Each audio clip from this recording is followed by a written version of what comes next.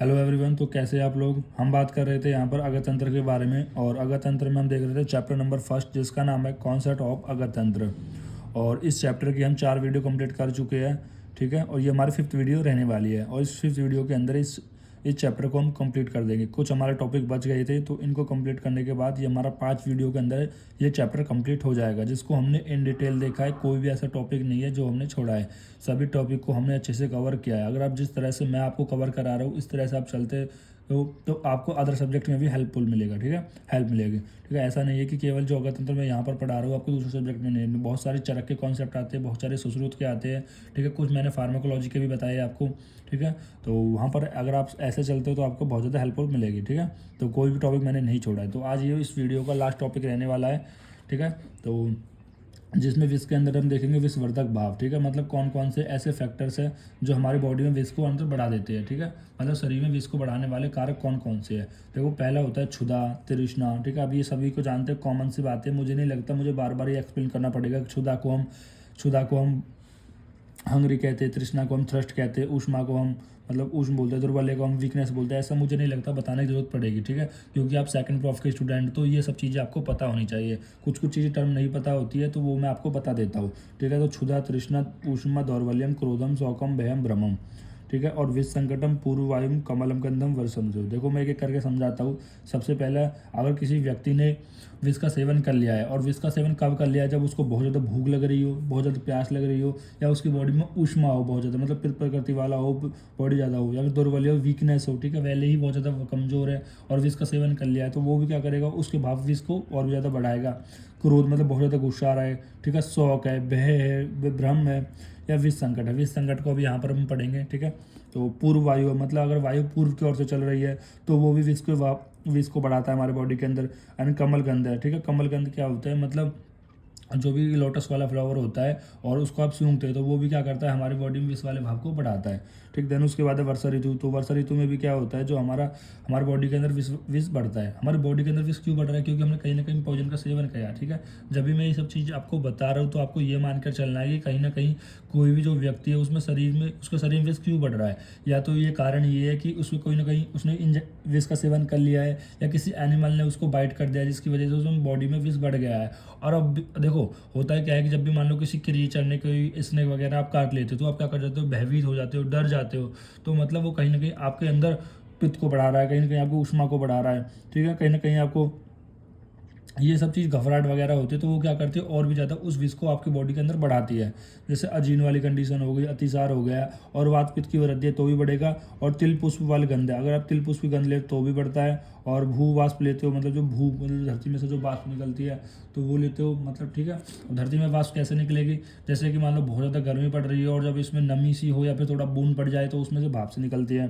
या मेघ गर्जन, जब बादल गरज रहे हो, और हस्ती मूसक स्वर्द, और हस्ती मूसक मतलब जो हाथी है और मूसक है, उनकी अगर आप सब सुन ले, उनकी आवाज़ सुन लेते हो तो और भी ज़्यादा आप डर जाते हो, भयभीत से हो जाते हो, जिसकी वजह से आपकी बॉडी में जो विष है वो और भी ज़्यादा बढ़ जाता है, ठीक है। और इसके बाद हम बात करते हैं विष संकट के बाद। देखो, विष संकट क्या है, इमरजेंसी कंडीशन है, ठीक है। Emergency in poison, emergency in poison. देखो, अगर आपकी बॉडी विष पर करती है तो वो कह रहा है मतलब विष प्रकृति का कहने का मतलब ये है कि वात पित्त प्रकृति, मतलब आपने विष का सेवन लिया है, मतलब विष का सेवन कराया और आपकी जो प्रकृति है वो वात पित्त है, तो विष विष को और ज़्यादा बढ़ाएगी। और अगर मान लो कि आपने विष का सेवन ग्रीष्म ऋतु या वर्षा ऋतु में किया है तो भी विष संकट है, मतलब इमरजेंसी है, इमरजेंसी इन पॉइजनिंग है, ठीक है। और अन्न अगर आपने तिक्त और कटु रस का सेवन किया तो भी, और दोष आपकी बॉडी में वात पित्त है तो भी, और दूसरे रक्त है, ठीक है। अगर दूसरे मतलब क्या होता है, जो दूषित होता है, और वो भी क्या है, अगर रक्त दूषित होता है तो वो सारी कैसी कंडीशन है, विष संकट है।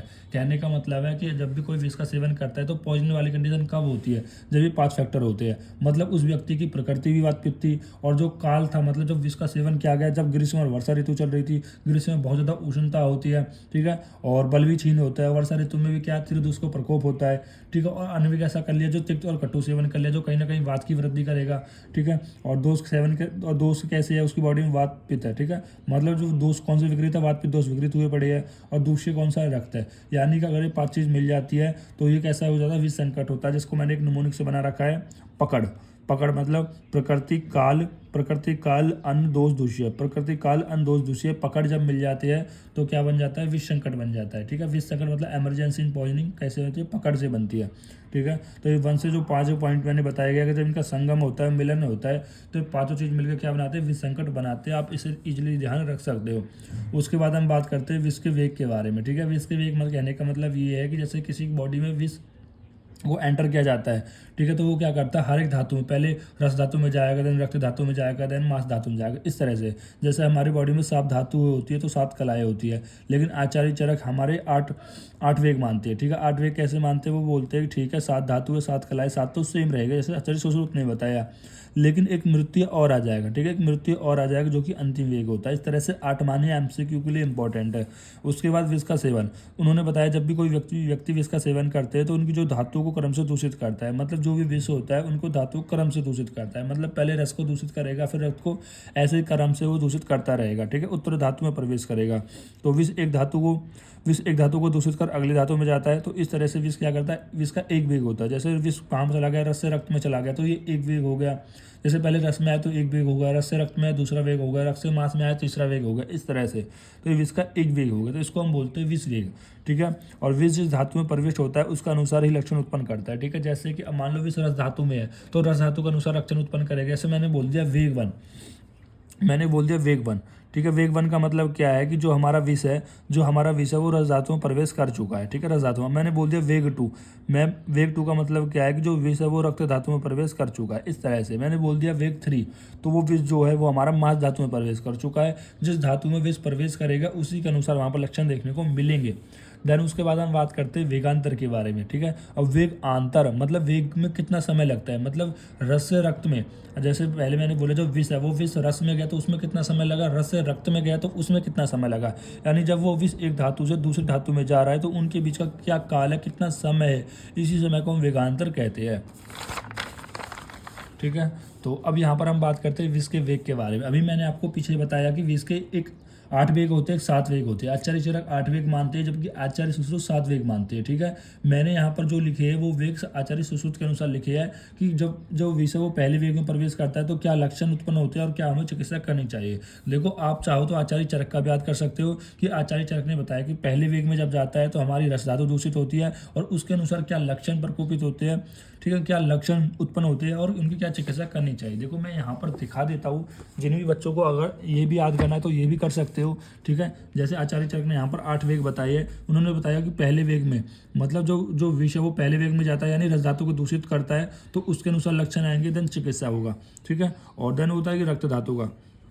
देखो, सिंपल है, इसमें कुछ भी नहीं है। जैसे रस धातु के लक्षण होते हैं ना, जैसे रस धातु के दूषित के लक्षण होते हैं, सेम वहाँ पर ही लक्षण आपको देखने को मिल जाएंगे कि रस धातु के लक्षण तृष्णा, मूर्छा, धाम, मोस्टली जैसे रक्त में वैवण्य, भ्रम, वेप्तु, जरम्बा। ठीक है, मांस में मंडल, कंटु, छब्दु, कोट, वात आदि। ठीक है, अब यहाँ पर देखो, यहाँ पर दोष हो गए, देन उसके बाद वात आदि उन्होंने बताया मतलब दोष हो गए। ठीक है, तो यहाँ पर छर्दी होगा, दाह होगा, एंड दृष्टि मंडल होगा मतलब आंखों का हो गया। एंड 6, 7, 8 का यहाँ पर दोष धातु मतलब यहाँ पर उन्होंने नहीं बताया, सीधे इनके लक्षण बताए गए हैं। ठीक है, तो इनका चाहे तो आप आचार्य चरक का भी कर सकते हो, लेकिन देखो मैंने यहाँ पर केवल आचार्य सुश्रुत का लिखा है। इसका पीछे का रीजन ये है कि अगर हम दोनों का याद करने जाएंगे तो हमें कोई सा भी याद नहीं रहेगा।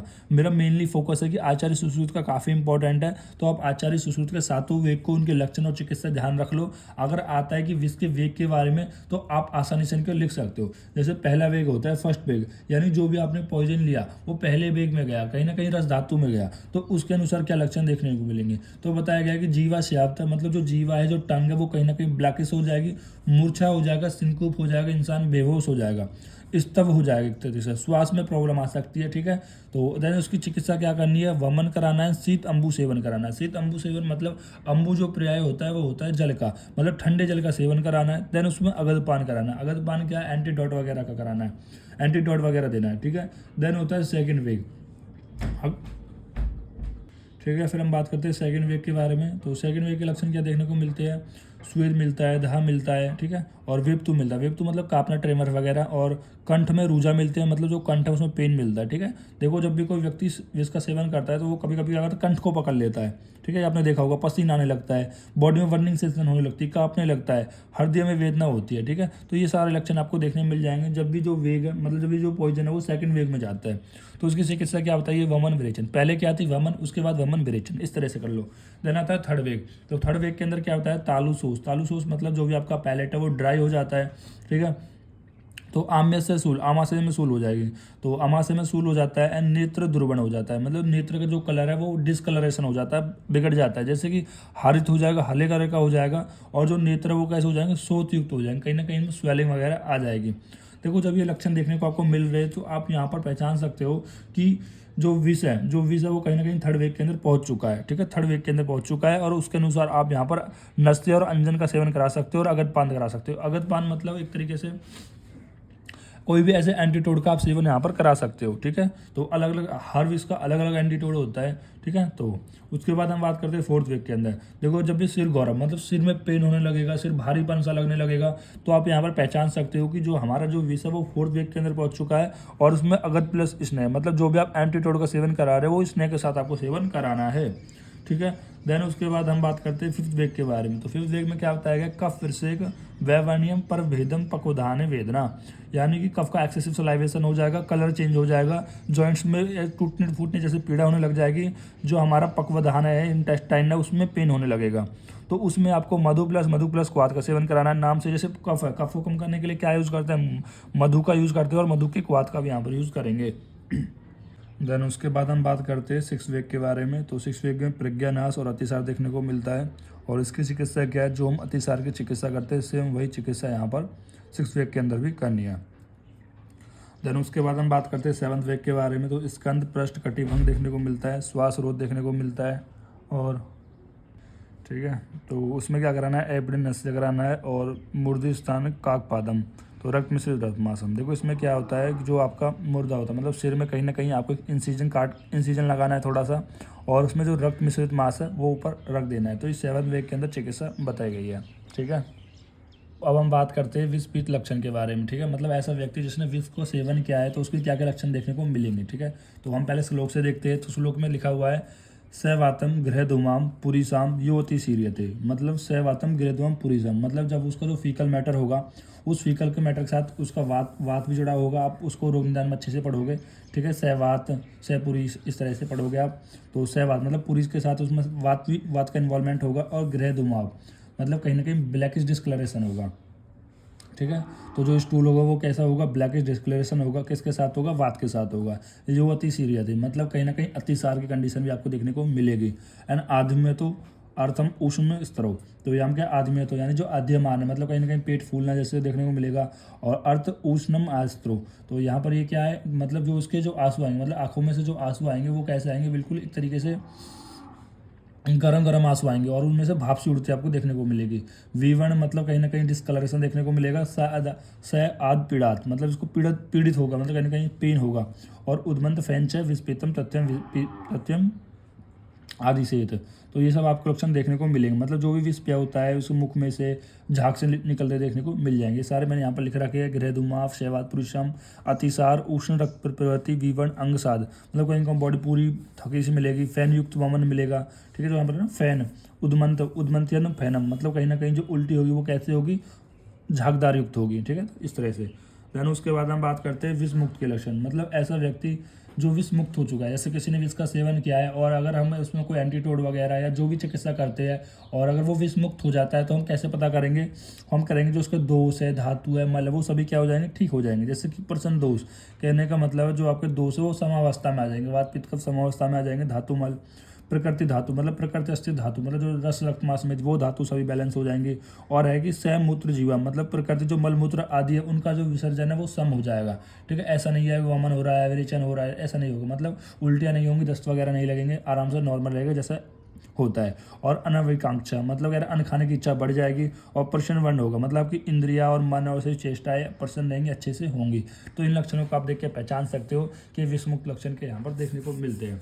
आई होप गाइज मैंने उसमें पूरे एफर्ट किए आपको समझाने के लिए, और इस चैप्टर को मैंने 5 वीडियो में कंप्लीट करा है, क्योंकि ये पहला लेक्चर मतलब पहला चैप्टर है, तो मैं चाह रहा था कि ये थोड़ा डिटेल में हो और आपको अच्छे से समझ में आए। ठीक है, अगर एक बार किसी चीज़ का बेस आप पकड़ लेते हो तो धीरे धीरे आप करके आसानी से समझ जाते हो। तो इसलिए मैंने पूरी कोशिश की है इस चैप्टर को अच्छे से डिटेल में समझाने की। अगर फिर भी आपको कोई ऐसा टॉपिक रह गया है कि जो आपको नहीं समझ में आया है या आपकी यूनिवर्सिटी में अलग से ऐड किया है, तो आप मुझे मेंशन कर दिया करो। ठीक है, मैंने व्हाट्सअप नंबर दे रखा है 7289009290। ठीक है, इस पर मुझे व्हाट्सअप कर सकते हो, और अगर कोई एक्स्ट्रा टॉपिक है तो मैं उसको भी बता दूंगा। ठीक है, लेकिन आप कोशिश किया करो जल्दी। होता क्या है कि 1 साल बाद आप कोई दिख रहा होता है वीडियो को, कोई 6 महीने बाद दिख रहा होता है, तो उस टाइम पर मैं भी कुछ कोई ना कोई नया सब्जेक्ट पढ़ा रहा होता हूँ, या फिर मुझे कोई ना कोई अलग काम होता है। तो आप कोशिश करा करो जितनी जल्दी आप उस वीडियो को देख रहे हो, जितना जल्दी उस वीडियो से रिलेटेड डाउट हो, तो आप यहाँ पर पहले मुझे बता दिया करो, ताकि मैं उस टॉपिक से फैमिलियर रहूँ। ठीक है, फिर मुझे भी ध्यान नहीं आता मैंने कब पढ़ाया था, कौन सा टॉपिक पढ़ाया था, उसके अंदर कितने टॉपिक पढ़ाने थे, तो ये सब चीज़ मायने करती है। ठीक है, टाइम मैटर करता है, तो टाइम से ही आप वीडियो को देखा करो। और अगर आपको कोई भी प्रॉब्लम हो तो मैं हूँ आपके साथ। ठीक है, तो इसी तरह से पढ़ते रहिए, फिर मिलते हैं एक नई वीडियो के साथ। Thank you guys.